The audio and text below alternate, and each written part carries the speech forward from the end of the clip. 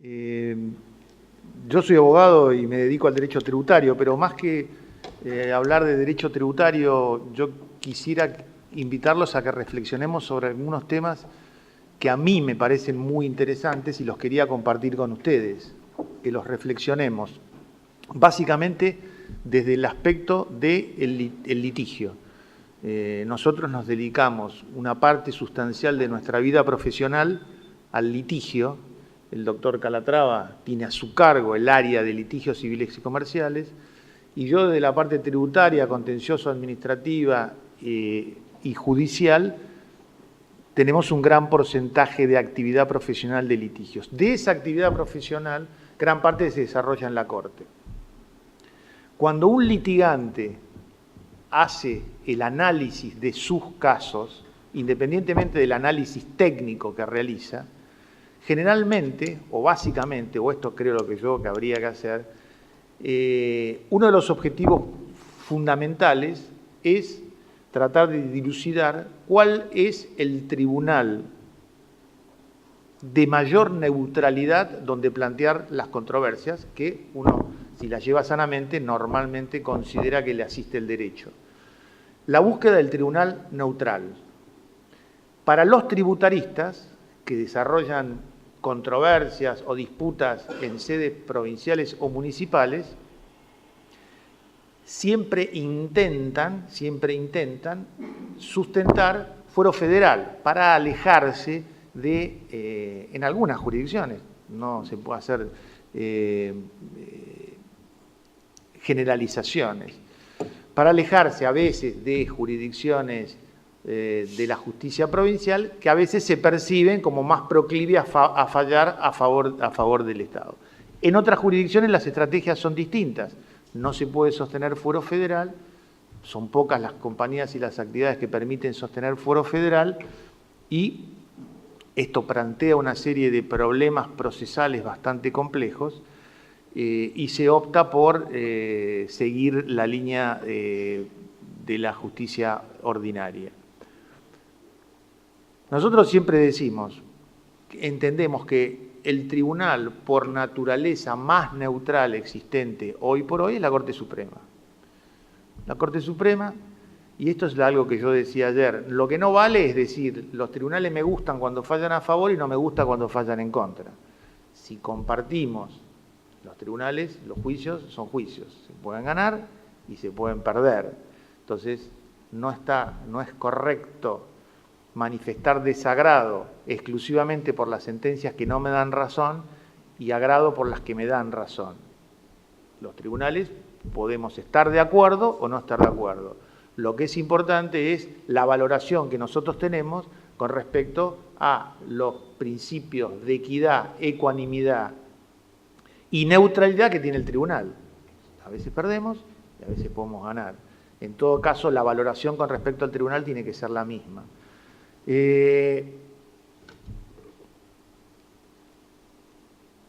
La Corte Suprema hoy es valorada como un tribunal altamente neutral, por eso origina controversias con el gobierno, con grupos empresarios, pero, por ejemplo, en materia tributaria ha hecho una tarea relativamente interesante. Hay fallos que no nos gustan, fallos que no nos parecen acertados, pero en general ha mantenido una posición ecuánime.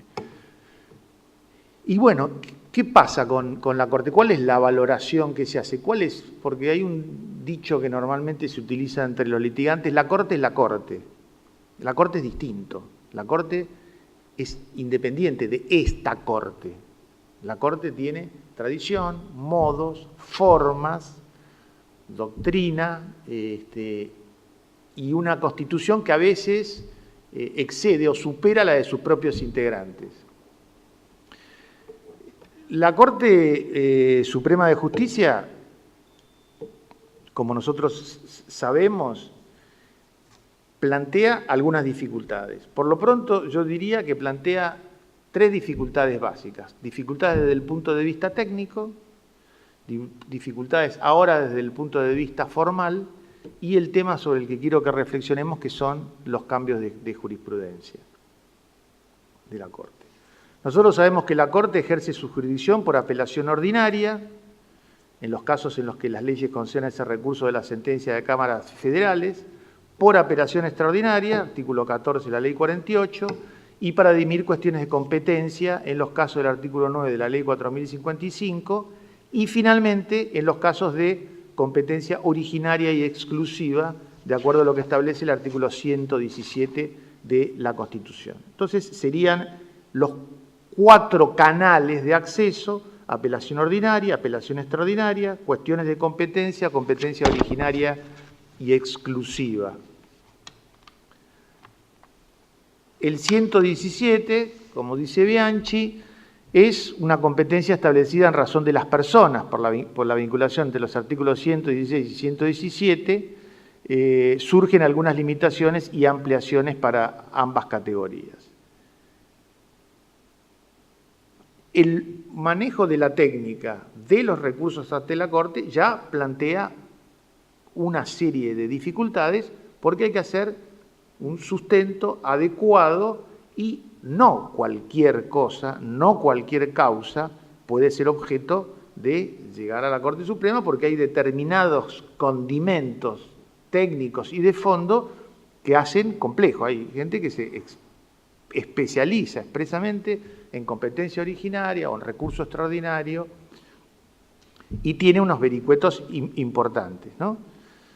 Hay que manejar muy bien cómo se define la cuestión federal. La cuestión federal puede configurarse por razón de la materia, por razón de las personas, por razón del lugar. Bueno, y hay una cuarta razón que es por razones de cantidad, de acuerdo a las cámaras federales. La Corte tiene una plancha que utiliza desde hace décadas, en la cual siempre manifiesta a través de la misma fórmula que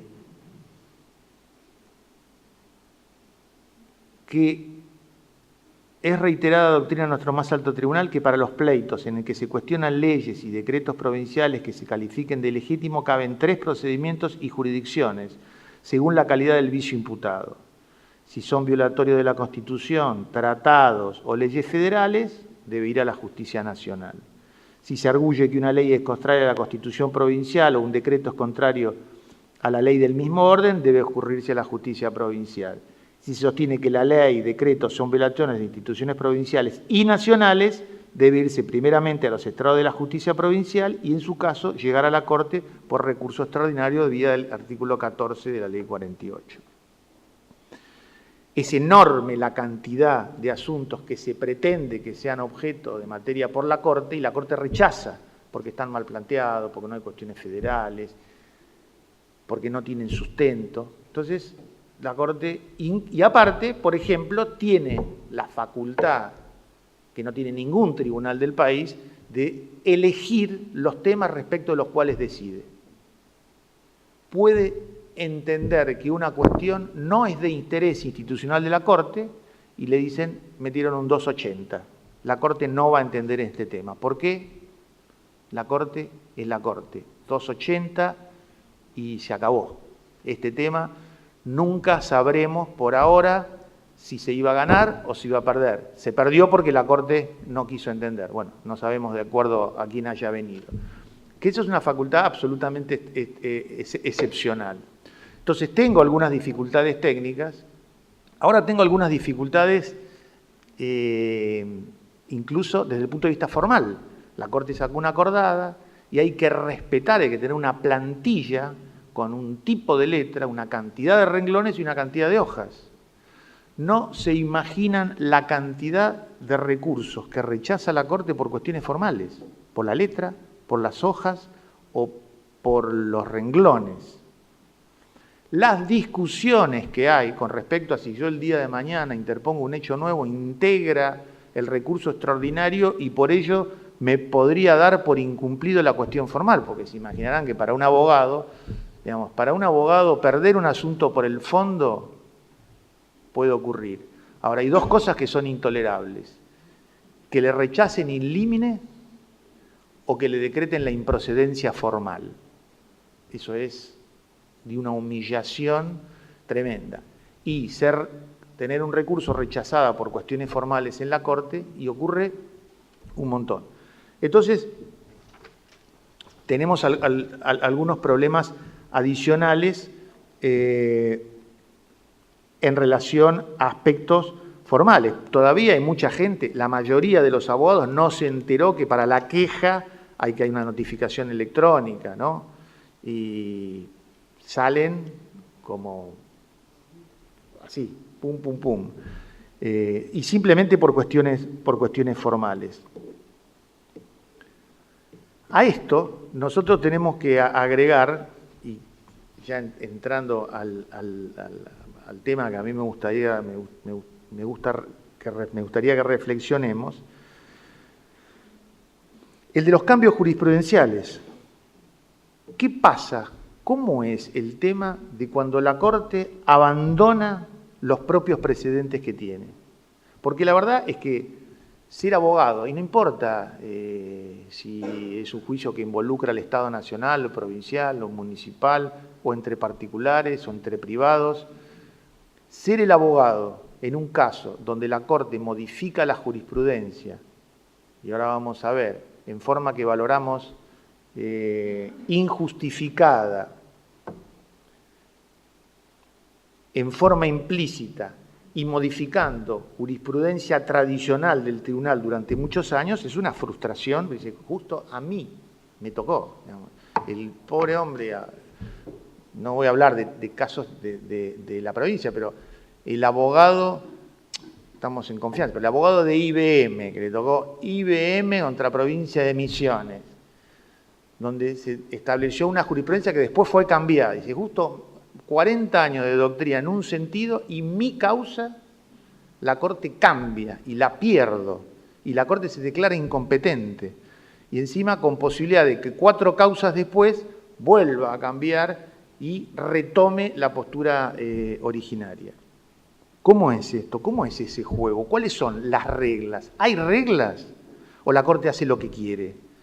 ¿La Corte se ha sujetado a reglas propias? ¿Existen algunos elementos como para poder predecir qué es lo que va a pasar? ¿O en todo caso, si esto ocurre, en qué condiciones debe desenvolverse esa situación dramática? Sí, creo que las hay. Creo que las hay. Ustedes tienen que tener presente que la Corte, yo no soy, digamos, yo me quejo de la Corte también, no soy defensor de la Corte, a veces me irrita el pronunciamiento de la Corte. Hay que reconocer que la Corte en la República Argentina resuelve aproximadamente 10.000 casos por año, la de Estados Unidos entre 150 y 300. Y hay que reconocer que, a pesar de las quejas que se realizan, el litigante número 1 de la República Argentina es el Estado Nacional. No son los grupos empresarios o los grandes estudios, es el Estado Nacional y fundamentalmente en temas vinculados a recursos de la Seguridad Social y temas previsionales, que inunda los tribunales de primera instancia y la Corte. Hay una situación particular. Y hay otra situación particular. La Corte cumple este año 150 años. En 1863 se constituyó, creo que por el mes de marzo, y hacia octubre de 1863 dictó su primer fallo, con lo cual el primer fallo de la Corte, digamos que constituye prácticamente el aniversario, habría que hacer algo con eso también, 150 años de la Corte, y 60 años de la provincia. Es considerado el aniversario de la Corte, y la Corte lo hizo un pequeño acto presidido por Lorenzetti.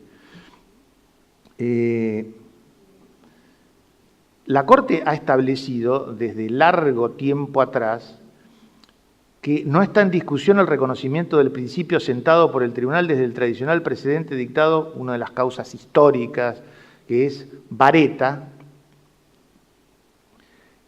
con arreglo al cual es deseable y conveniente que los pronunciamientos de esta Corte sean debidamente considerados y consecuentemente seguidos en los casos ulteriores, a fin de preservar la seguridad jurídica que resulta de dar una guía clara para la conducta de los individuos. Esto lo dijo muy recientemente la Corte en el ya famoso caso Barreto, Alberto Barreto, el 21 de marzo del 2006. La Corte recoge, y ahora lo vamos a ver un poquito, los principios que vamos a denominar de seguimiento horizontal y seguimiento vertical. La Corte debe hacer valer sus precedentes a lo largo del tiempo y a su vez debe hacer valer sus precedentes y su doctrina con los tribunales inferiores. Esta es doctrina de la Corte que ahora vamos a ver con detenimiento o con algún detenimiento, pero la Corte ha sido a lo largo del tiempo absolutamente inconsistente con este principio, brutalmente inconsistente. Ahora, si uno analiza la historia de la Corte desde 1930 y particularmente desde 1947, hubo 6 remociones generales de la Corte. 6 veces se limpiaron a la Corte completa, toda. Y la estabilidad de un miembro de la Corte promedio descendió de 10 a 6 años a partir del 47. 6 años para un miembro de la Corte.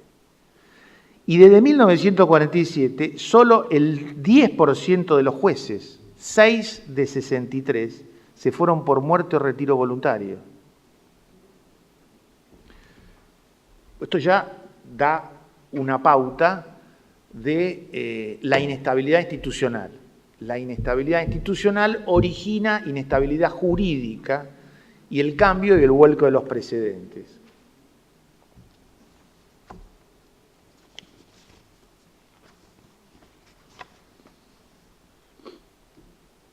La Corte tiene dicho: es deseable y conveniente que los pronunciamientos de esta Corte sean debidamente considerados y consecuentemente seguidos en casos ulteriores a fin de preservar la seguridad jurídica que resulta dar clara guía clara para la conducta de los individuos. Después dijo, más con parejo, la Corte escribe bien, a mí me gusta. Más con parejo énfasis, cabe igualmente aceptar que esa regla no es absoluta ni rígida, con un grado tal que impida toda modificación en la jurisprudencia, pues los tribunales no son omniscientes y, como cualquier otra institución humana, también pueden aprovechar del ensayo y del error de la experiencia de la reflexión. Pero para que ello suceda, deben existir causas suficientemente graves, no es me equivoqué, no es un nuevo análisis de la cuestión, me llevan al convencimiento que... Deben existir causas suficientemente graves como para hacer ineludible tal cambio de criterio, o es necesario que medien razones de justicia al efecto, entre las cuales se encuentran el reconocimiento del carácter erróneo de la decisión, la adecuada apreciación de las lecciones de la experiencia, o si las cambiantes circunstancias históricas han demostrado la conveniencia de abandonar dicho criterio. Hay condiciones que deben sustentar el cambio, para que el cambio de jurisprudencia sea explícito y no implícito. Por eso, en un trabajo muy bueno de un colega nuestro que afortunadamente es of counsel nuestro, tributarista y ex secretario de la Corte, él hacía en un trabajo una disquisición y decía, los cambios de jurisprudencia de la Corte pueden ser justificados o, esto es como un cuadro de análisis, justificados o injustificados. Eso es más subjetivo porque depende del análisis técnico que se haga. Implícito o explícito. Cambió, para decirlo llanamente. Retroactivo o prospectivo. El peor de los mundos es un cambio injustificado, implícito y retroactivo. ¿Qué ocurre? Existe.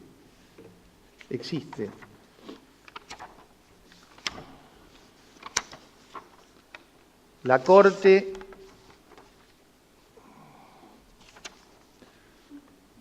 ha cambiado criterios a través de criterios implícitos en forma constante y continuada. ¿Qué pasa cuando la Corte cambia de criterio? Hay un ejercicio que se hace y que también que se hizo en doctrina, que no importa, digamos, lo importante es tener el análisis abstracto. Se hizo con una causa que algunos lo conocerán, que originó toda una doctrina en la Corte, que era Argencar, que casualmente es un asunto en materia tributaria, Argencar contra la provincia de Misiones, en la cual la Corte estableció que tratándose de una entidad autárquica era improcedente concurrir por vía de competencia originaria, toda vez que la demandada directa no era la provincia, sino un ente autárquico de esa provincia. Y se declaró incompetente. Entonces, el tipo que le tocó el primer fallo era absolutamente novedoso. Justamente se había creado ARBA, la Dirección de Rentas, y entonces se temía que existiera una generalización de darle entidad, del carácter de entidad autárquica a los organismos de rentas, y con lo que eso se sustraía de la competencia originaria de la Corte. Esto originó un debate, ese fue un cambio, bueno, de acuerdo al análisis histórico que se haga de la jurisprudencia, fue valorado como injustificado, se puede discutir, es un debate de naturaleza jurídica y que implica el relevamiento de la doctrina de la Corte en la materia. Era implícito y era prospectivo, era retroactivo, con lo cual todos los casos que estaban en la Corte, independientemente del tiempo en que hubieran entrado a la Corte, iban a ser resueltos de acuerdo a esa doctrina.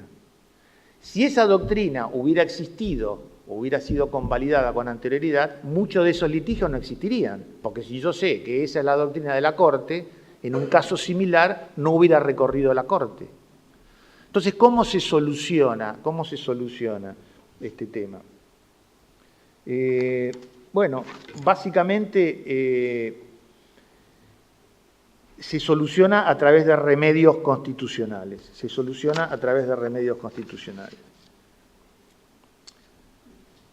La Corte ha dicho lo que ha dicho en Barreto y ha establecido las condiciones en las cuales son procedentes los cambios de su doctrina y de su jurisprudencia.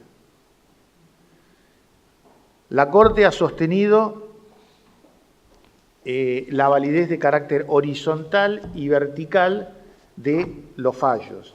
Esto también lo ha sostenido recientemente cuando resolvió casos realmente que han sido muy conocidos. En la Corte Suprema, en el caso Sosa Eduardo, el que era el procurador o fiscal de la provincia de Misiones, es menester recordar que la supremacía de la Corte, cuando ejerce la jurisdicción que la Constitución y las leyes le confieren, impone a todos los tribunales nacionales y provinciales la obligación de respetar y acatar sus decisiones. En razón de ello, se ha señalado que las autoridades, la Corte estaba bastante enojada con que se haya desacatado. Lo dijo en la causa Cisneros de Bau Norma contra Telecom. Las sentencias deben ser lealmente acatadas tanto por las partes como por los organismos jurisdiccionales que intervienen en las causas. Y en una gran cantidad de precedentes. También ha dicho la Corte, y esto hay que extraerlo porque es bueno poder manejarlo, ¿cuál es la distinción entre doctrina y obiter dictum? Ustedes saben que los pronunciamientos tienen una parte de doctrina y pueden tener un obiter dictum. El obiter dictum, que puede servir incluso para anticipar el resultado de un pleito en otro caso, y que no es utilizado para la resolución del pleito en ese caso, no es obligatorio.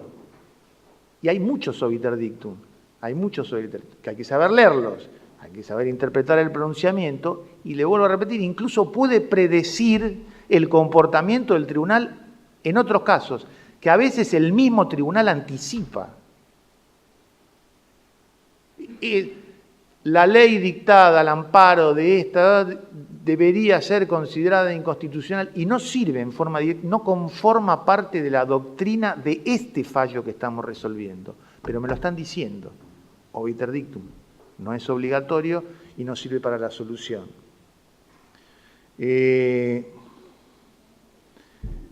ha dicho en Vareta y Beretta cuando un cambio de jurisprudencia se encuentra justificado, y también ha previsto una serie de lo que llamamos remedios constitucionales. Remedios constitucionales, que es un tema realmente interesante de qué son estos remedios constitucionales. Los remedios constitucionales, bueno, los que manejan la jurisprudencia, el famoso caso Telles es un remedio constitucional. Un fallo, por ejemplo, Rossa, un fallo muy...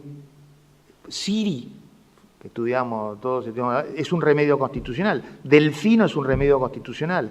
Telles es un remedio constitucional. Giroldi, Navarro, Badaro es un remedio constitucional.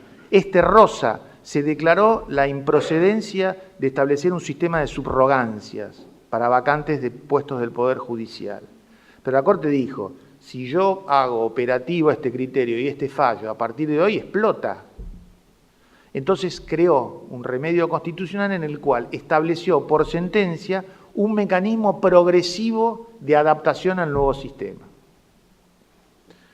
O cuando la Corte sostuvo en Telles que las modificaciones pueden hacerse en la doctrina de la Corte, pero pueden solamente ser prospectivas y no retroactivas. No quiero agobiar. Después, lo que dijo en Telles, no es fácil seguir a la Corte a veces, y a veces agota. Lo que dijo en Telles lo volvió a modificar y dijo, bueno, ¿cómo voy a resolver este tema?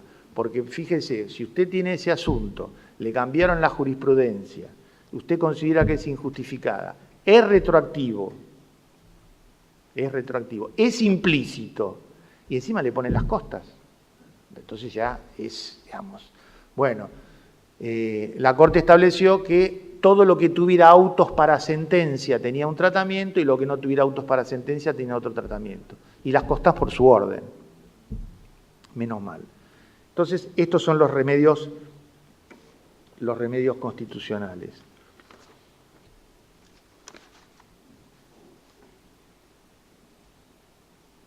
Ayer dijo el doctor García Pugliese, y yo lo quiero recoger porque está vinculado a todo esto.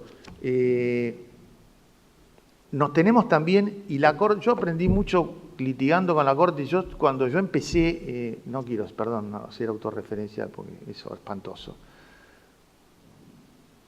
Siempre me pareció bastante cholulo los abogados que recurrían a doctrina o jurisprudencia extranjera, y sobre todo americana. Decía, esto es para florearse, no sirve esto.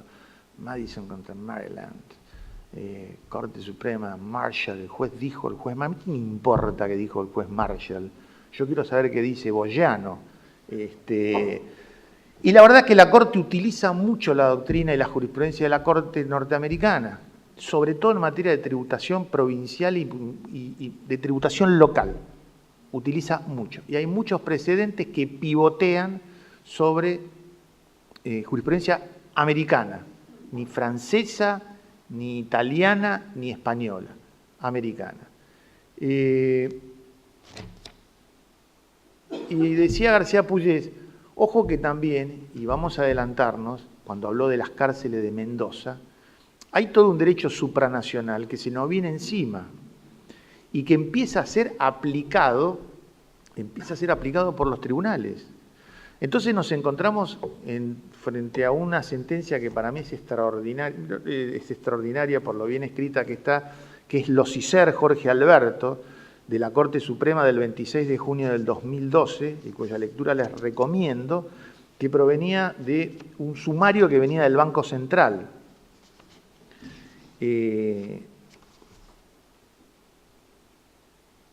sistema sancionatorio del Banco Central no tenía una regulación, después la 21526 metió en la Ley de Entidades Financieras un artículo donde estableció una prescripción de 6 años y que se interrumpía por la comisión de otra infracción y una serie de causales de interrupción.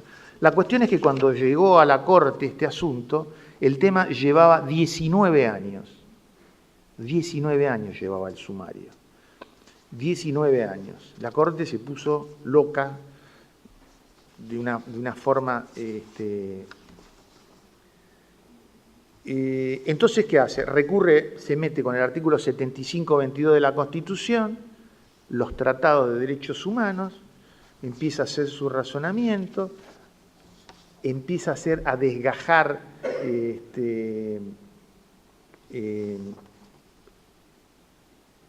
habla de la Constitución, por ejemplo, dice, y entonces arriba al análisis del artículo 8º, inciso 1 del Pacto de San José de Costa Rica, garantías judiciales, derecho a ser oído, sino también el ejercer el derecho con las debidas garantías y dentro de un plazo razonable. La protección judicial asegura la tutela judicial efectiva contra cualquier acto que viole derechos fundamentales. Después tiene que saltar un puente porque estábamos ante un procedimiento administrativo y no judicial, lo salta. Habla de que el derecho a obtener un pronunciamiento judicial sin dilaciones previas resulta ser un corolario de un derecho de defensa consagrado en el artículo 18 de la Constitución Nacional, derivado del Speedy Trial, de la enmienda sexta de la Constitución de los Estados Unidos, ¿qué tal?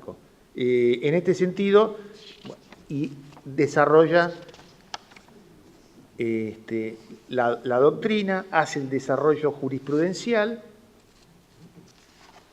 y concluye diciendo, dice, el hecho reprochable fue el 24 de abril del 87, el sumario en el 90, se notificó a los recurrentes en el 91, la apertura a prueba fue en el 93, fue notificado el cierre de la etapa probatoria en el 99, fue notificado el 25 de agosto, finalmente se dictó resolución sancionatoria en el Banco Central en el 2005, y fue notificada en agosto de ese año, y la Corte lo estaba resolviendo en junio del 2012. Dijo, señores, tengo que concluir que la irrazonable dilación del procedimiento administrativo resulta incompatible con el derecho al debido proceso amparado por el artículo 18 de la Constitución Nacional y por el artículo 8 de la Convención Americana sobre Derechos Humanos. Es interesante, me parece a mí, ver que eso a mí también me parece que es bueno hacerlo, cómo se construye el fallo, cómo, digamos, a partir del detalle del caso a resolver. Un problema en el Banco Central con un sumario, 25 años, Constitución Nacional, pacto, en qué capítulo está, cómo derribo el hecho de que estoy ante un procedimiento administrativo y estoy hablando del capítulo de garantías judiciales del pacto. Entonces, no es una vía directa. Bueno, ¿y cómo se construye la doctrina? Esto me parecía que era un tema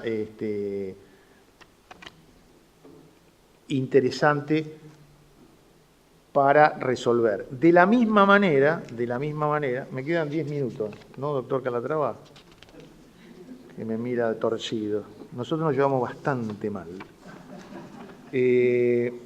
Por suerte.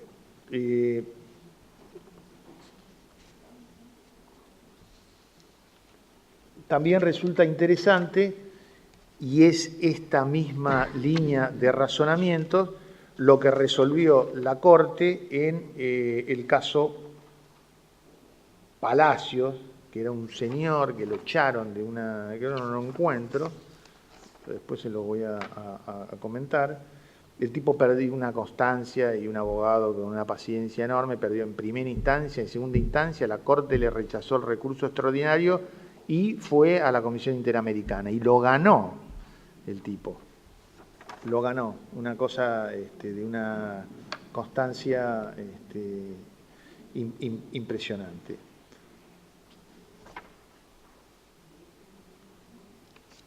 Bueno, después si hay alguna vuelta se los comento. Entonces, las tres ideas así, muy rápidamente quería traer. Situación institucional en el desarrollo histórico de la Corte, situación actual. ¿Qué pasa con los cambios de doctrina? ¿Qué se trabaja con esto? ¿Qué es lo que tiene dicho la Corte? ¿Y cuál es la situación actual? El nuevo derecho supranacional.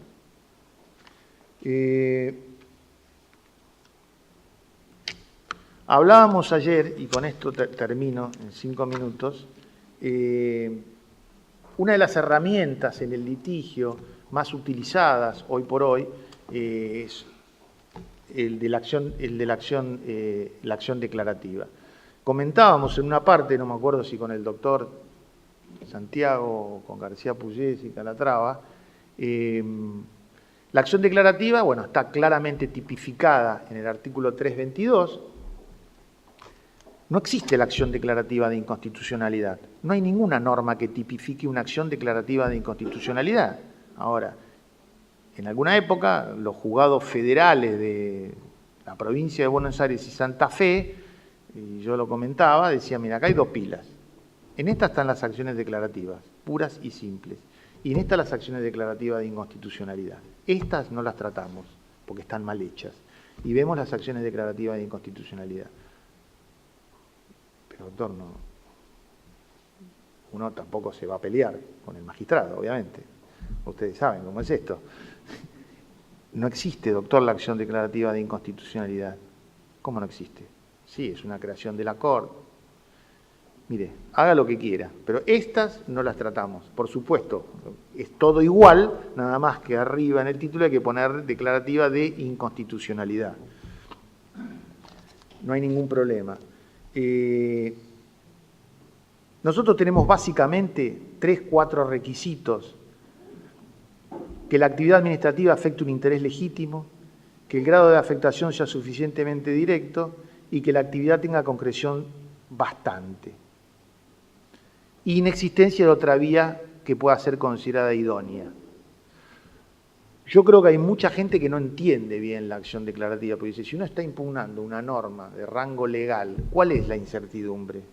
No hay ninguna incertidumbre. ¿Es esto o no es esto? No es correcto. Sí hay una incertidumbre porque yo planteo una situación jurídica, la existencia de una norma que considera un conflicto, el estado de incertidumbre, y solicito que el tribunal se pronuncie al respecto, sea en un tribunal ordinario, en un tribunal federal o en competencia originaria.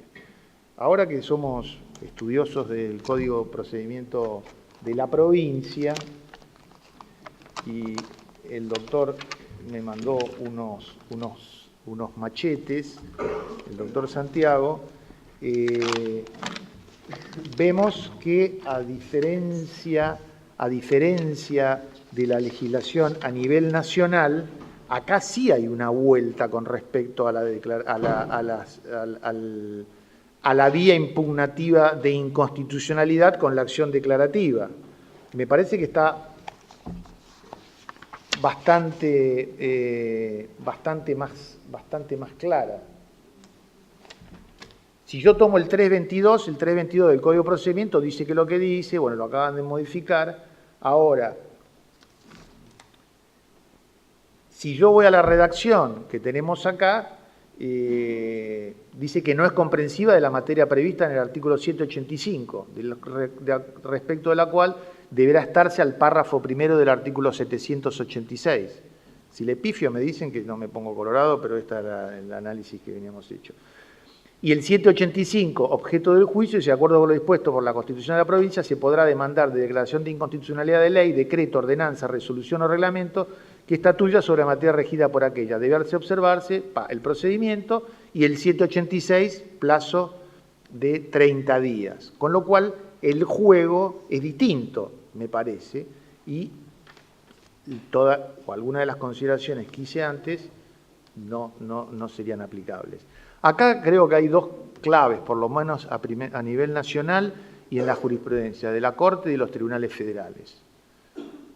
Lo que llamamos el acto en ciernes y configuración del acto en ciernes. Yo tengo que tener lo que la Corte ha definido con acto en ciernes. Esto es un caso concreto, porque yo no puedo someter a decisión de los tribunales actos especulativos, hipotéticos, etcétera, etcétera, como ha dicho la jurisprudencia de la Corte, sino un caso concreto. Cuando nosotros lo vemos en materia tributaria, decimos, bueno, ¿y qué es un caso concreto? Yo tengo todo un procedimiento administrativo. El procedimiento administrativo tiene muchas etapas, tiene vías recursivas, tienen momentos determinativos, vías recursivas, algunos con efecto suspensivo, otros sin efecto suspensivo. Tiene que haber acto. Yo no puedo meter una acción declarativa si no tengo una determinación de deuda. Si yo no tengo a la administración que se ha expedido intimando concretamente, digo en materia tributaria por lo que me sale más rápido, un tributo con una causa y con un monto. Los abogados se ponen nerviosos porque en la medida en que yo avanzan los procedimientos y yo quiero interponer medidas cautelares, menos tiempo tengo porque se me apura la ejecución. Entonces quieren ir antes. Si yo voy antes, no tengo acto en ciernes porque es una presentación meramente especulativa y corro riesgo de no tener medidas cautelares, bueno, de tener medidas cautelares, pero de ser rechazadas las acciones. Si voy tarde, no tengo tiempo. Bueno, hay que tener un buen conocimiento del timing y de los vericuetos. Y lo otro es la inexistencia de otra vía. La Corte ya tiene dicho que el hecho de que existan procedimientos administrativos, que normalmente existen procedimientos administrativos que paralelamente pueden llevarse la discusión, no obsta a la procedencia de la acción declarativa. Básicamente lo del acto en ciernes proviene de los viejos fallos del Cóndor en materia de transporte y yo tengo que manejarme básicamente en el análisis del acto en ciernes, el requisito de la causa, la incertidumbre y la lesión actual, y la inexistencia de otra vía. Traté de hacer una ensalada aportando algún dato para reflexión de 3 o 4 temas que me parece que son muy relevantes y sobre los que vale la pena pensar. Les agradezco mucho.